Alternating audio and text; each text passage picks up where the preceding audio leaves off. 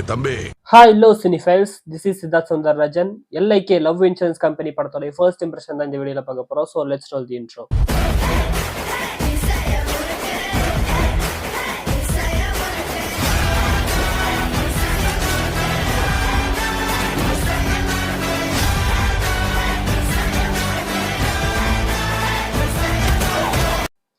Plot வந்துட்டு ரொம்ப simple தான். ஒரு ஆப் ரிலேஷன்ஷிப் மெயின்டெனன்ஸ்க்கு ஹெல்ப் ஆகிட்டு இருக்கு. அதை நடத்திட்டு இருக்கிறது எச் ஜே சூர்யா ஒரு பக்கம். இன்னொரு பக்கம் சிங்கிள் மதரால வளர்க்கப்பட்ட ஒரு தீமா அப்படிங்கிற பொண்ணு, அவங்க அம்மா வந்துட்டு பயங்கரமான மொபைல் அடிக்ட்ங்கிறதுனால அவன் மேல பாசம் காட்டுறதுக்கு அவங்களுக்கு நேரமே இல்லை. அண்ட் அப்பா வந்துட்டு விட்டுட்டு போயிட்டாரு. ஸோ இந்த பொண்ணு வந்துட்டு மொபைலாலேயே வளர்க்கப்படுற ஒரு பொண்ணுங்கிறனால அந்த மொபைல் என்ன சொன்னாலும் நம்பக்கூடிய ஒரு பொண்ணா இருக்கு. இவளை பார்த்து லவ் அட் ஃபர்ஸ்ட் சைட்ல விழுகிற வைப் வாசி அப்படிங்கிற ஒருத்தன் வந்துட்டு தன்னுடைய லைஃப்ல மொபைலே யூஸ் பண்ணாதவன். அதுக்கு ஒரு பேக் ஸ்டோரிங்கிறது இருக்கு. அவனுடைய அப்பா கேரக்டர் வந்துட்டு சீமான் பண்ணியிருக்காரு. அவருக்கு என்ன ஆச்சு, அதாவது அவங்க அக்கா கேரக்டருக்கு என்ன ஆச்சு, எதுக்காக இந்த பசுமை உலகம் அப்படிங்கறத வந்துட்டு சீமான் உருவாக்குனாரு அப்படிங்கிற அந்த மேட்டர்லாம் வந்துட்டு அதோட பேக் ஸ்டோரி அப்படிங்கிறது இருக்கு. ஸோ இப்போ வந்துட்டு தீமாவுக்காக அப்பாவுக்கு தெரியாம ஒரு போனை புதுசா வாங்கி தீமாக்காக வந்துட்டு இந்த எல்ஐகே ஆப் மூலயமா ரிலேஷன்ஷிப்குள்ள வரான் இந்த வைப்வாசி. ஸோ இப்போ அவங்க ரிலேஷன்ஷிப்குள்ள போனதுக்கு அப்புறமா இந்த ஆப்ல புது ஃபீச்சருங்கிறது ஒன்று வருது, லவ் ஸ்கோர்னு சொல்லிட்டு. ஸோ யாருக்கெல்லாம் மேட்ச் ஆகும் அப்படிங்கிற விஷயத்த உடனே வந்துட்டு இந்த ஆப் இந்த லவ் ஸ்கோர் வந்துட்டு இது பண்ணி எத்தனை % மேட்ச் ஆகும் அப்படிங்கிற விஷயத்த சொல்லும். ஸோ அந்த வகையில வந்துட்டு வைப்வாசிக்கும் தீமாவுக்கும் 3% தான் மேட்ச் அப்படிங்கிறது வந்திருக்கு. ஸோ இதனால வந்துட்டு தீமா வைப்வாசியை வந்துட்டு பிரேக்கப் பண்றா. இந்த ஆப் வந்துட்டு ஒரு மொக்க ஆப்னு நான் ப்ரூவ் பண்றேன், ஒரு ஹார்ட்டோடைய வேலையை எந்த ஒரு ஆப்பாலையும் செய்ய முடியாது அப்படிங்கிறத நான் ப்ரூவ் பண்றேன்னு சொல்லிட்டு வைப்வாசி சொல்றான். இப்ப இந்த வைப்வாசி எப்படி இதை ப்ரூவ் பண்ணா அப்படிங்கறத அந்த படத்தோடைய மீதி கதை. படத்தோடைய பிளாட் வந்துட்டு என்னதான் இந்த love insurance company like app அப்படிங்கிற மாதிரி இருந்தாலும் கூட கோர் வந்துட்டு என்னதான் ஃபியூச்சருக்கு போனாலும், என்னதான் டெக்னாலஜி வளர்ந்தாலும், என்னதான் ஏஐ வந்தாலும் ஒரு ஹார்ட்டோடைய வேலையை எந்த ஒரு ஏஐனாலும் எந்த ஒரு ஆப்னாலேயே வந்துட்டு ரீப்ளேஸ் பண்ண முடியாது அப்படிங்கிற மேட்டர் தான். லவ் அப்படிங்கிறது என்னைக்குமே அழியாது அப்படிங்கிற ஒரு விஷயத்தை தான் வந்துட்டு இந்த படம் வந்துட்டு சொல்லுது. Interstellar also have the same core. படத்துல வந்துட்டு எனக்கு ரொம்ப பிடிச்சது வந்துட்டு 2040 சொல்லிட்டு நான் பயங்கரமா காட்டுறேன் பாருன்னு சொல்லிட்டு காட்டாம ரொம்ப சிம்பிளா அந்த 2040 வந்துட்டு எந்த அளவுக்கு வந்துட்டு அட்வான்ஸா காட்ட முடியுங்கிற மாதிரி சொல்லி காமிச்சிருந்தாங்க.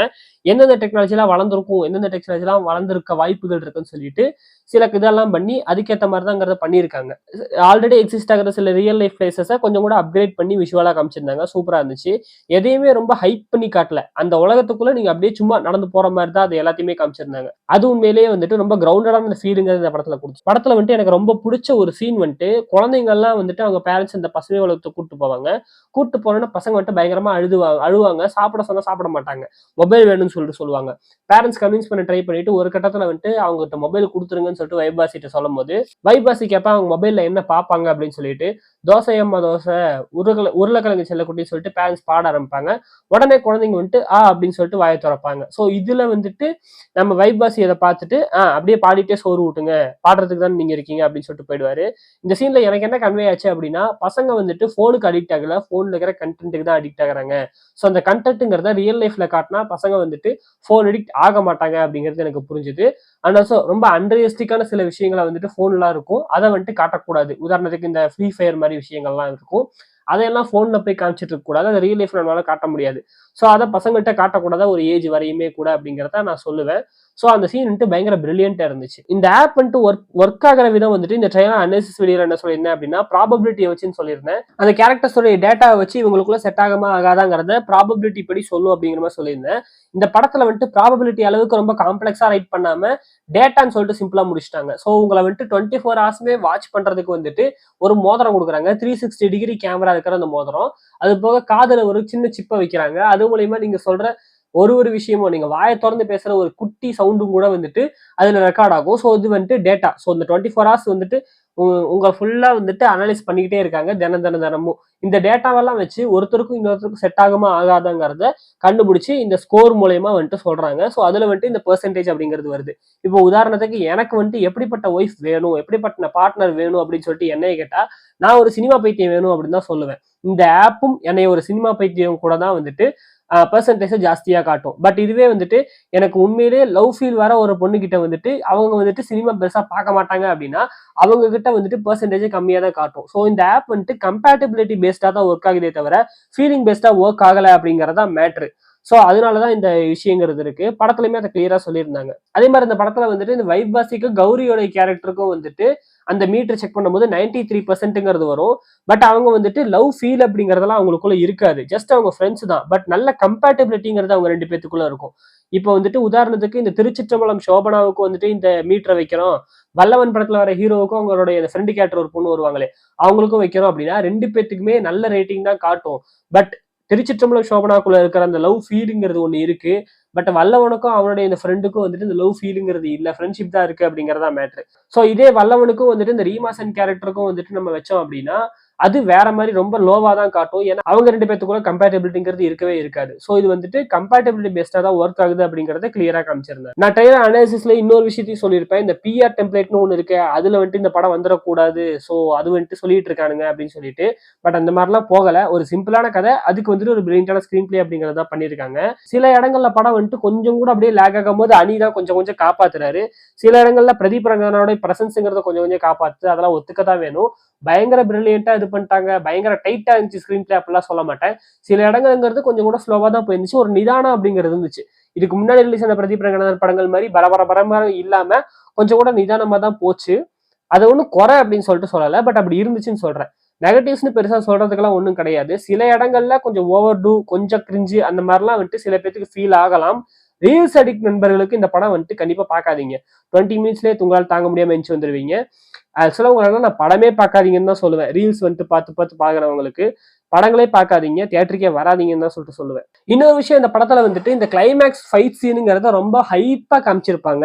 கிளைமேக்ஸ் வரையுமே வைப்வாசி வந்துட்டு ஃபைட் பண்ண மாட்டாரு. படத்தோடைய அந்த மிட் போர்ஷன்ல ஒரு ஃபைட்டுங்கிறது வரும். அந்த இடத்துல வந்துட்டு ஒரு பிளே மாதிரி அடி வாங்குற மாதிரி நடிக்கிற மாதிரி காமிச்சிருப்பாங்க. படத்துல ஸ்டார்டிங்ல இருந்தே ஃபைட்டுங்கிறது ரொம்ப லோவா தான் காமிச்சிட்டு இருப்பாங்க. 3 அடி வாங்கினதுக்கு அப்புறம் திருப்பி அடிப்பான் பாருங்கும் போது அடி குடுக்க வரும்போது அந்த ஃபைட்டுங்கிறது அங்கேயே முடிஞ்சிடும். இந்த மாதிரி தான் காமிச்சிட்டு இருப்பாங்க. கிளைமேக்ஸ்ல அந்த ஃபைட் சீன் ரொம்ப ஹைப் பண்ணி காமிச்சிருப்பாங்க.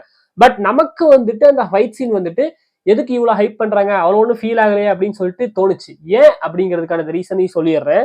ஏன்னா இந்த படம் வந்துட்டு லவ் டுடே முடிச்ச உடனே ஷூட்டிங் போயிட்டாங்க. அல்லாசோ டிராகனையும் இந்த படத்தையும் சைமல்டேனியஸா ஷூட் பண்ணிட்டு இருந்தாங்க. டெக்னிக்கலி எல்ஐகே தான் முதல்ல ரிலீஸ் ஆயிருக்கணும். அப்புறம் தான் டிராகன் வந்திருக்கணும். அப்புறம் தான் டூன் வந்திருக்கணும். பட் இந்த படத்தோட விஎஃப்எக்ஸுக்கு வந்துட்டு நாள் தேவைப்பட்டதுனால தான் இந்த படம் தள்ளி போய் டூடு டிராகன் எல்லாம் ரிலீஸ் ஆகி அதுக்கப்புறம் தான் வருது. ஸோ இந்த படம் வந்துட்டு இன்கேஸ் லவ் டுடேக்கு அப்புறமே இந்த படத்தோட விஎஃப்எக்ஸ் ஒர்க் வந்துட்டு சீக்கிரமா கம்ப்ளீட் பண்ணி ரிலீஸ் பண்ணியிருந்தாங்கன்னா இந்த இடத்துல வர ஃபைட் சீனுங்கிறது பயங்கர ஹையா இருந்திருக்கும். ஆடியன்ஸ் வந்துட்டு பயங்கரமா கத்தி இருப்பாங்க, கதறி இருப்பாங்க. ஏன்னா லவ் டுடேல வந்துட்டு ஜஸ்ட் ஒரே ஒரு அந்த குத்துற சீன் மட்டும்தான் இருக்கு. மற்றபடி ஃபைட் சீன்ஸ் ஒன்றும் கிடையாது. ஸ்ட்ரைட்டா இந்த படத்துல பார்த்தா ஒரு ரொபோட் கூட அந்த அளவுக்கு பயங்கரமான ஒரு ஃபைட்டுங்கிறத பறந்து அடிக்கிறது பீட்டர் மாஸ்டரை வச்சு பயங்கரமா பண்ணியிருக்காங்க. சோ இது பயங்கர ஹையா இருந்திருக்கும். பட் நம்ம நடுவுல வந்துட்டு டிராகன்லயே ஒரு பயங்கரமான ஃபைட் சீன் எல்லாம் பார்த்துட்டோம். டூட்ல அதை விட ரொம்ப பயங்கரமான ஃபைட் சீன் பறக்கிறது தொங்குறதெல்லாம் பார்த்துட்டோம் அப்படிங்கறதுனால இந்த படத்துல வர்ற இந்த ஃபைட் சீனுங்கிறது பெருசா நமக்கு ஒன்றும் ஃபீல் ஆகல. ரொம்ப நார்மலா தான் இருந்தது. பட் அதுக்கு ஒன்றும் குறைன்னு சொல்ல முடியாது. நான் ஆல்ரெடி சொன்ன மாதிரிதான் இது 7 வருஷம் பழைய கதை, இது 1 வருஷம் பழைய படங்கிறத மைண்ட்ல வச்சுட்டு போங்கன்னு சொல்லிட்டு இப்பயும் அதான் சொல்றேன், அந்த மைண்ட்ல வச்சுட்டு போங்க. ஏன்னா உள்ள இருக்கிற சில மீம் ரெஃபரன்சஸ் சில விஷயங்கள் அதுவும் கூட வந்துட்டு கொஞ்சம் 1 வருஷம் பழசாதான் இருக்கு. இப்போ உதாரணத்துக்கு வந்துட்டு இந்த எக்ஸ்போஷர் இது எவல்யூஷன் ஷிப் அந்த ஷிப் இந்த ஷிப் இதெல்லாம் ஒரு விஷயமாவே இன்டர்நெட்ல பேசிட்டு இருக்கிற விஷயங்கள். ஸோ அந்த விஷயங்கள்லாம் இந்த படத்துலங்கிறது இருக்கு. அதெல்லாம் ரொம்ப ஒன்றும் புதுசு கிடையாது. நம்ம ஆல்ரெடி சில படங்கள் எல்லாம் பார்த்துட்டோம். ஸோ அதனால ரொம்ப பெருசா புதுசா ஃபீல் ஆகாது இந்த படம். இது இல்லாம படத்துல வந்துட்டு influencers, news reporters, media personalities அப்படின்னு சொல்லிட்டு பல கேமியோஸ் அப்படிங்கிறது படத்துல இருக்கு. மிஷ்கின் சார் ஒரு கேமியோ கொடுத்திருக்காரு. ஒரு சிம்பிளான கியூட்டான கேமியோ. ஸ்னேகா மேம் வந்துட்டு டிராகன்ல கொடுத்திருப்பாங்கல்ல அந்த மாதிரி ஒரு கேமியோ தான். அழகா இருந்துச்சு. அனி வந்துட்டு அந்த ரோபோட்டுக்கு வாய்ஸ் ஓவர் கொடுத்திருக்காரு. அந்த ரோபோட் வந்துட்டு ஒரு வில்லனிஷ் கேரக்டர் தான். பட் எமோஷன் எல்லாம் பெருசா இல்லாம வந்து சண்டை போட்டு அடி வாங்கிட்டு போற மாதிரி காமிச்சிருந்தாங்க. சிம்பிளா இருந்துச்சு. அண்ட் விக்கி வந்துட்டு ஒரு கேமியோ கொடுத்திருக்காரு. அதை நிறைய பேர் நோட் பண்ணிருக்க மாட்டீங்க. படத்தோட ஓப்பனிங்ல வந்துட்டு இந்த எல்ஐக்கு வாய்ஸ்ங்கிறத ஆடிஷன் பண்ணிட்டு இருப்பாங்க. யார வாய்ஸ் வைக்கலாம்னு சொல்லிட்டு அதுல பல வாய்ஸஸ்ங்கிறது வரும். அதுல நம்ம விக்கியும் ஒரு வாய்ஸா வந்திருப்பாரு. ஸோ அவர் வாய்ஸுமே ரிஜெக்ட் பண்ணிருப்பாங்க. ஸோ அங்க அந்த இதுங்கிறது இருக்கு. அண்ட் எண்டிங்ல வந்துட்டு நம்ம வைப்வாசி சூஸ் பண்ற மாதிரி காமிச்சிருப்பாங்க. விக்கியோட கேமியோங்கிறது இருந்துச்சு. ஸோ ஓவராலா ஒரு அருமையான படம். என்னை பொறுத்தவரையும் விக்கி படங்கள்ல வந்துட்டு இதை டயர் லிஸ்ட்ல போட சொன்னீங்க அப்படின்னா நானும் ரவுடி தான் நான் டாப்ல வைப்பேன். செகண்ட் பொசிஷன்ல நான் ஆப்வியஸ்லி எல்ஐகே வைப்பேன். ஏன்னா எல்ஐகே ரொம்ப சூப்பராகவே இருந்துச்சு மற்ற படங்களை காட்டிலும். அதாவது மற்ற விக்னேஷ் சிவன் படங்களை காட்டிலும் பிஆர் கேரியரை பொறுத்தவரையும் வந்துட்டு டிராகனுக்கு அப்புறமா டிராகன் தான் டாப்பு. 2வது இடத்துல லவ் டுடே, 3வது இடத்துல இந்த படத்தை வைப்பேன் எல்ஐகேவை, 4வது இடத்துல டூடு வைப்பேன். ஏன்னா டூட்ல சில பொலிட்டிக்கல் பிரச்சனைகளுங்கிறதுமே இருக்கு. அந்த படத்துல சில விஷயங்கள்லாம் வந்துட்டு தப்பு தான் அப்படின்னு ஒத்துக்க வேண்டிய இடங்கள்ல இருக்கு. பட் இந்த படத்துல பெருசா தப்புன்னு சொல்லிட்டு எதுவும் கிடையாது. சில மிஸ்கன்செப்ஷன்ஸ்ங்கிற ஆடியன்ஸ் சைடுல இருந்தாலுமே வந்துட்டு தட் இஸ் நாட் இன்டென்ஷனல் அப்படிங்கிற மாதிரி தான் நான் சொல்லுவேன். ஸோ ஒரு அருமையான படம். கண்டிப்பா போய் தியேட்டர்ல என்ஜாய் பண்ணுங்க ஃபேமிலியோட போயிட்டு. பெருசா வந்துட்டு இந்த அடல்ட் கண்டென்ட் அதெல்லாம் கிடையாது. ஜாலியா போயிட்டு என்ஜாய் பண்ணிட்டு வரலாம். ஃபியூச்சரிஸ்டிக் நல்லா விஷுவல்லாம் பயங்கரமா இருக்கு. எங்கேயும் இந்த விஎஃப்எக்ஸ் தட்டு அந்த மாதிரி விஎஃப்எக்ஸ் தட்டி போறது அந்த மாதிரிலாம் ஒண்ணுமே கிடையாது. ஒரு அருமையான படம். சாங்ஸ் பிளேஸ்மெண்ட் எல்லாமே அருமையா இருந்துச்சு. எனக்கு என்ன யாரும் இல்லையே ஆப்வியஸ்லி வந்துட்டு சொல்லவா வேணும். இன்டர்மிஷன் லைட்டா யூஸ் பண்ணியிருக்காங்க. பட் செகண்ட் ஹாஃப்ல வந்துட்டு ஃபுல் சாங்குமே வருது. எல்லா பாடல்களுமே அருமை. மியூசிக்கும் செம்ம. ஸோ படத்தை தியேட்டர்ல போய் பாருங்க. உங்களை நான் வந்துட்டு அடுத்த அமேசிங்கான வீடியோல வந்து பார்க்குறேன். அது வரைக்கும் பை ஃப்ரெண்ட்ஸ். இதான் சுந்தரராஜன். போயிட்டு வரேன். பை.